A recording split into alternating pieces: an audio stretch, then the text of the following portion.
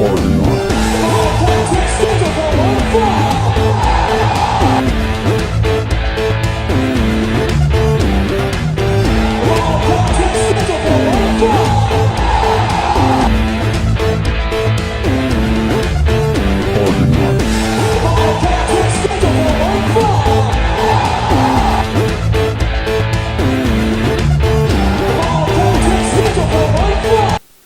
back.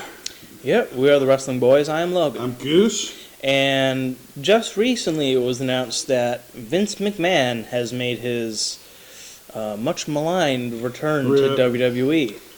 They've said most likely that he's on the board. He's not necessarily... He's not necessarily back as chairman, but he's still back on the board of directors, and most people are not happy about it because...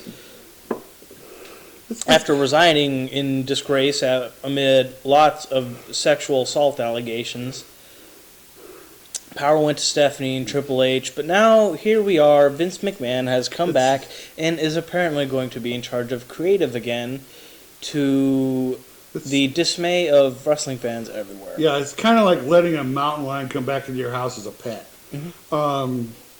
It may look cute. You may get to cuddle with it. But it can eat you alive. Yeah.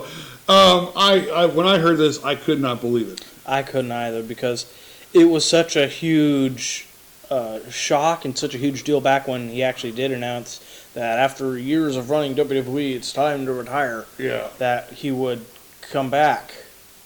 Not only because it's just usually weird seeing people come out of retirement like that, but because of all the accusations against him, why they would even allow him to return. Right. Because how is that good for business when you have somebody who's been credibly accused of sexual assault by multiple women? It just doesn't make sense why they would allow him back, because that's just setting yourself up for a PR disaster. Yeah, I'm gonna use like the example that's gonna be like sticking with some people, but it's almost like having Harvey Weinstein come back to your company to help run your film company. It's a bad idea. Mm-hmm. It's and so you kind of sit there and you cringe, but apparently there are some reasons why. Because I think he still holds majority share. He owns most of the company, like majority shareholder or something.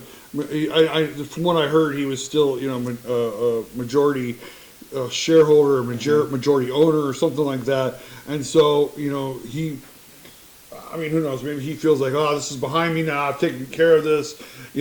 I should come back. And it's like, no, it's not behind you. Nor should you come back. It's kind of scary because, again, wrestling fans and even wrestlers are worried that if he comes back and tries to take control of creative again, it's going to mean more releases, because as we all remember, back during the pandemic, there was multiple rounds of mass releases which saw the releases of wrestlers like Braun Strowman and the Good Brothers, or even legends like Mike Chioda, Bray Wyatt, amid not just tiny handful of all the people that were released. Yeah. And that was because of Vince McMahon, and that's how they said, we made record profits during the pandemic. Because you released half your roster. And you weren't paying anybody. Exactly. It's just, so now people are, or the roster is scared that now that Vince McMahon is back in charge, they're fearing they're on the chopping block. Well, from what I've heard, they say he's not in charge. He's only back on the board. But again, he holds the majority ownership. So he's probably, I think he's trying to weasel his way back into being in charge. Even if he's not chairman, the dude's word is still pretty much like gospel when it comes to WWE, because he ran the company for 40 years. He still owns most of it. So even if he's technically not the chairman, I don't see how he doesn't have all the same powers he did, even when he did hold that position. But even then, I think, I think Nick Khan would sit there and go, look how much money we're making without you here. Mm-hmm. Look how much better the product is without you here. Mm-hmm. I think Vince McMahon was worried because some of his pet projects were all of a sudden getting shuffled aside. They did keep Austin Theory go, and I think it was a smart decision to make him the United States champion. But again, a lot of the things that Vince thinks is like, is good product. Apparently, he's not keeping up with the times. No. He really isn't, and he keeps trying to go back to the old way of doing things. Right now, the way I think Stephanie and Nick and Hunter are doing things is right in line, because they now realize, I think, that AEW and New Japan and all these other are I think they've started to see them as a credible threat. Unlike it seemed that Vince McMahon didn't, because I know for the longest time it was like, where WWE was unstoppable, where no matter, even if you did have other smaller challengers like Impact or other wrestling companies, WWE still was undoubtedly untouchable. But now AEW's come along and has proved itself to be a threat to WWE, because not only are they getting similar ratings, but a lot of ex-WWE wrestlers are going over there. Yeah, and I think AEW, the only thing that they need to do now is to find a streaming service they can partner up with, a lot like what WWE is with Hulu and Peacock, and be able to start maybe streaming some of their product. I mean, I know they have stuff on YouTube, but we're talking like actual full episodes, not just clips.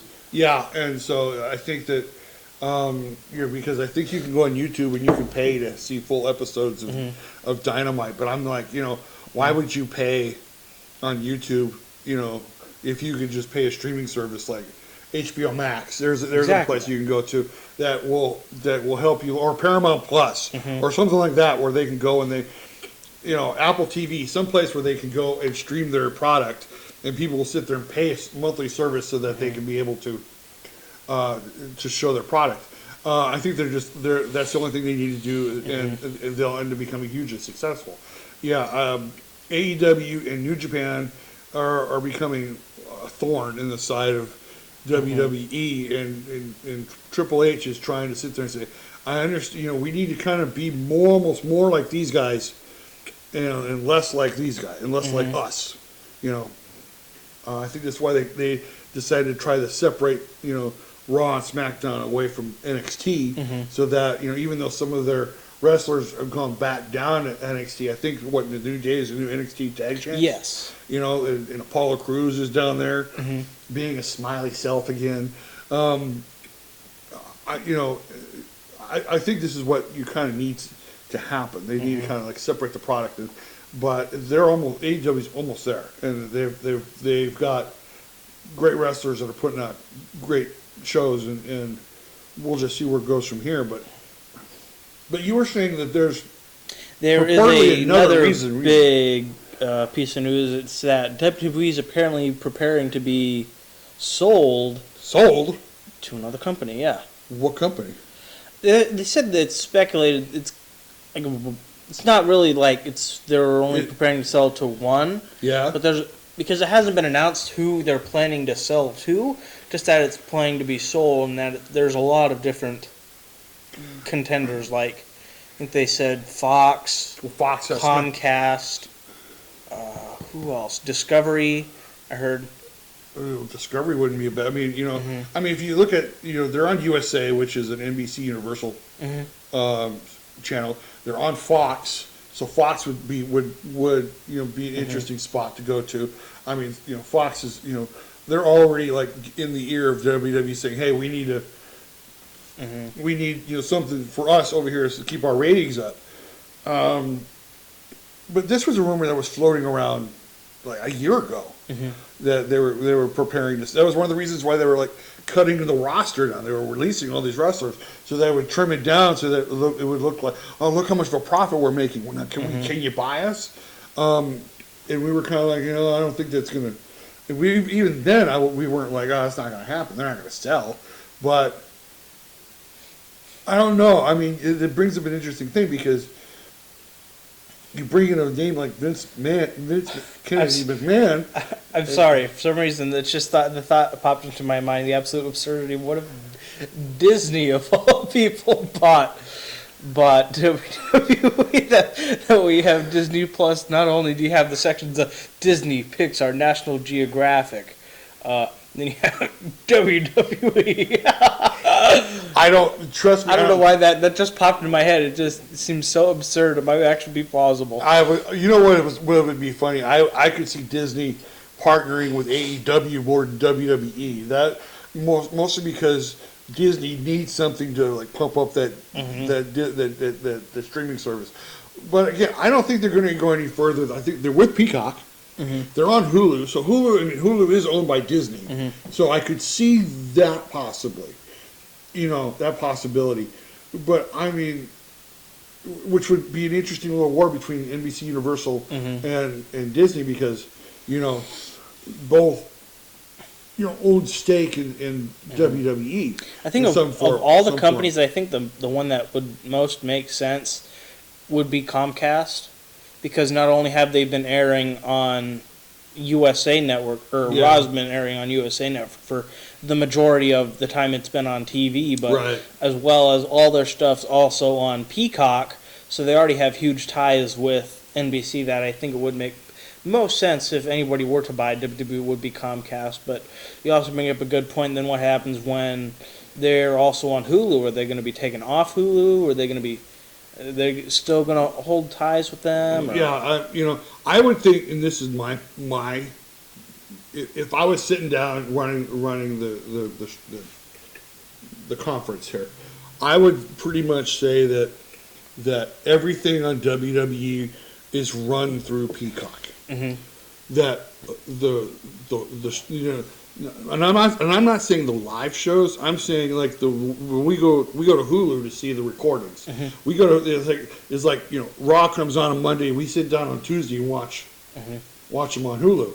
I would think that they would take those and put them on Peacock under the WWE because the last time I checked, when you go to Raw on Peacock, it shows you an episode 4 weeks ago. Exactly. That's the only thing that doesn't make sense is with so much of WWE's content being held on Peacock, why don't they keep the weekly shows up to date? Because they do on Hulu, yet you're right. If you go on Peacock, it's like, oh, let's watch the latest episode of Raw on Peacock. But it turns out the latest episode they have on there is a couple of months ago. Yeah, and you're like, I already saw this. And so it's kind of weird when you go over to Hulu and there's a big old Raw and SmackDown, and it's the episode that you're looking for, right there. And so it's kind of weird. I mean, how this, I don't know how I seriously don't understand how the contracts work. I mean, and I would be like, kind of like questioning, well, why do you have content on a rival streaming service? It doesn't, why couldn't Peacock sit there and negotiate, hey, we want, after your contract's up with Disney or Hulu, we want to buy the rights to host SmackDown and Raw on Peacock. I will say this, for all you wrestling fans, I mean, one of the things we love about Peacock is the fact we get to see all the pay-per-views, and I think I pay like $10 a month, which, I mean, that would be like $10 a month, $120 a year, and that would be like 2.5 pay-per-views if you were like doing it through Dish or whatever. So I mean, it makes a lot of sense if you're going to be able to. I'm not sitting here saying, oh, you're plugging Peacock for. I'm plugging Peacock because shit's expensive. Yeah. In fact, I remember. The last one we actually bought as a pay-per-view was WrestleMania 34. Oh yeah. Not back in 2018. That was it $75? Yeah. And so you're right, $120 a year for every single pay-per-view they have, among all the other stuff they have. Like not just current pay-per-views, but they also have pay-per-views going back to. They have every single WrestleMania, every single Royal Rumble, Survivor Series, every single pay-per-view WWE's pretty much ever done is hosted on there. Yeah. And as you said, it's only $10 a month. About $10 a month. I'm just thinking off the top of my head, as we have so many streaming services. But yeah, so before we go to break, let me ask you this question. with Vince back on the board, what do you think happens? I mean, do you think they're being sold, or do you think he tries to weasel his way back into power? Or? I think he's going to try to weasel his way back into power. I don't know when exactly they're planning on selling. They say it's probably not going to actually go through for quite a while, but I don't know. Even if they don't eventually sell, I think Vince McMahon is going to try to weasel his way back into the chairman position, only for there to be lots of resistance. Yeah, I would not be surprised if Vince tries to become the chairman or the head of creative, and to find that the wrestlers just give him a vote of no confidence and say we're not coming in if he's in charge again. And I think that's one of the reasons why they made Triple H the head of creative, because he was already the head of creative over at NXT, and he built it into a great product. And with Stephanie and Nick, sharing the CEO duties, I don't believe that they would allow him to come back and say, I think he's there in name only. Yeah. So he's just gonna retain his status as the majority owner of the company, but not have any power other than that. Right.